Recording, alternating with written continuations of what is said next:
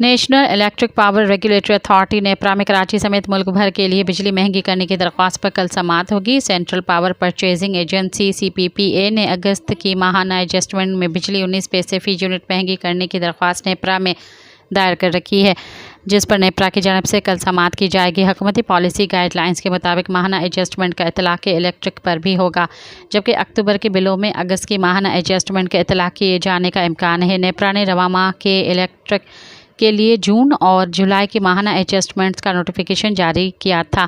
इस वक्त के इलेक्ट्रिक सार्फिन को 2 माहाना एडजस्टमेंट्स में ₹2.57 फ़ी यूनिट कमी का रिलीफ मिल रहा है।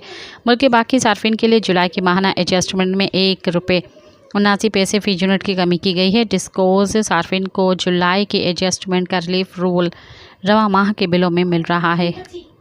सब्सक्राइब कयो अवामी न्यूज़ HD खे ऐं ताज़ा तरीन ख़बरुनि लाइ ॾिसंदा रहो अवामी न्यूज़ HD।